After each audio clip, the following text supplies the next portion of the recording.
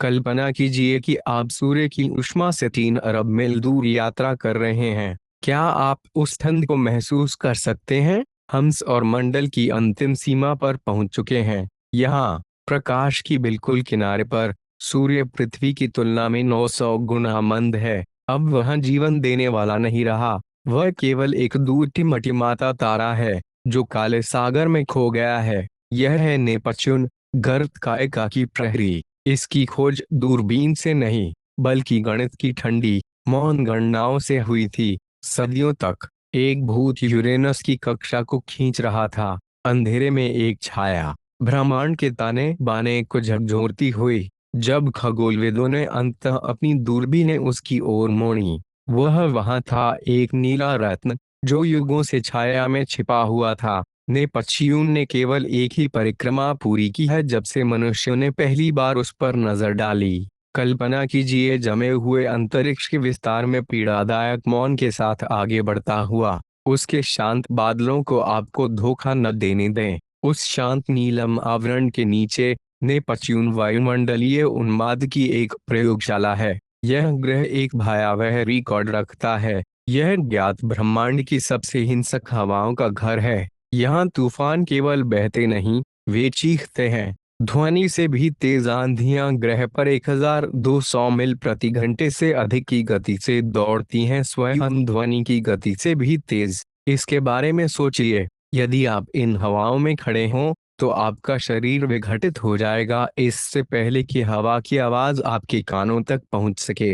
यह ऊर्जा कहाँ से आती है? इतनी दूरी पर सूर्य से सब कुछ जमा हुआ होना चाहिए, और फिर भी नेपच्यून जितनी ऊर्जा प्राप्त करता है उससे अधिक ऊष्मा विकीर्ण करता है। क्यों? उसके कोर की गहराई में एक अजीब आंतरिक भट्ठी जलती है, बर्फ में आग, जो ऐसे तूफानों को शक्ति देती है जो पृथ्वी को पूरा निगल सकते हैं। 1989 में वेयेजर 2 ने एक दुःस्वप्न देखा, एक विशाल पृथ्वी के आकार का तूफान जिसे ग्रेट डार्क स्पॉट कहा गया, घूमते अराजकता का एक अथाह गड्ढा। लेकिन वर्षों बाद जब हबल दूरबीन ने फिर से देखा, वह गायब था, केवल कहीं और फिर से प्रकट होने के लिए। बृहस्पति के ग्रेट रेड स्पॉट के विपरीत नेपच्यून के तूफान भूत हैं। वे अंधकार से उभरते हैं, सब कुछ निगल जाते हैं और फिर गायब हो जाते हैं। कोई नहीं जानता क्यों। नेपच्यून एक ऐसा ग्रह है जो सांस लेता है, और उसकी सांस छायाओं से बनी है। जैसे जैसे हम ध्वनि से तेज हवाओं के पार और गहराई में उतरते हैं, दबाव एक कुचल देने वाला भार बन जाता है। बादलों के हजारों मील नीचे एक अजीब रसायन विद्या घटित होती है। नेपच्यून का गुरुत्वाकर्षण कार्बन परमाणुओं को इतनी शक्ति से दबाता है कि वे रूपांतरित हो जाते हैं। वैज्ञानिकों का मानना है कि मेंटल की गहराई में वास्तव में हीरे की वर्षा होती है, विशाल चमकदार क्रिस्टल जो चट्टानों जितने बड़े होते हैं और एक दहकते तरल महासागर में गिरते हैं। कल्पना कीजिए, एक ऐसा आकाश जो बहुमूल्य पत्थरों की वर्षा करता है, केवल उनके एक विद्युतीकृत समुद्र में पिघल जाने के लिए। यह असंभव विरोधाभासों की दुनिया है। बाहर से जमी हुई एक दुनिया, लेकिन भीतर सूर्य की सतह से भी अधिक गर्म कोर छिपाए हुए एक खजाना जो स्थायी उबलते दुःस्वप्न में फंसा हुआ है। और फिर चुंबकीय क्षेत्र है। पृथ्वी पर हमारे कंपास उत्तर की ओर संकेत करते हैं, लेकिन नेपच्यून पर चुंबकीय क्षेत्र झुका हुआ,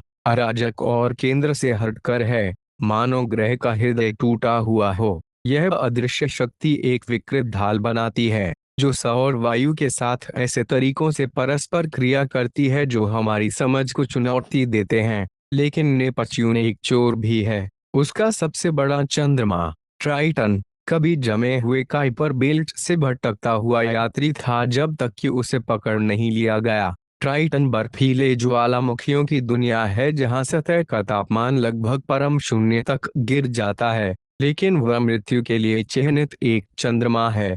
वह गलत दिशा में परिक्रमा करता है, एक धीमी अपरिहार्य सर्पिल विनाश की ओर। एक दिन नेपच्यून का गुरुत्वाकर्षण ट्राइटन को चीर देगा, उसे एक विशाल अंधेरे वलय प्रणाली में बदल देगा, मलबे का एक मुकुट गर्त के राजा के लिए, नेपच्यून से परे। केवल अंतहीन अंतरताड़कीय शून्य है। यह नीला दानव गहरे अंतरिक्ष के पूर्ण अंधकार से पहले अंतिम प्रकाश स्तंभ के रूप में खड़ा है। यह याद दिलाता है कि हम कितने छोटे हैं। यह याद दिलाता है कि ब्रह्मांड हमारे लिए नहीं बना है। यह अत्यधिक अठंड, ध्वनि से तेज चीखों और कुचल देने वाली निस्तब्धता का क्षेत्र है। दुनिया के किनारे पर यदि हम गिरें तो हमें पकड़ने वाला कोई नहीं है। वहां केवल गर्त है,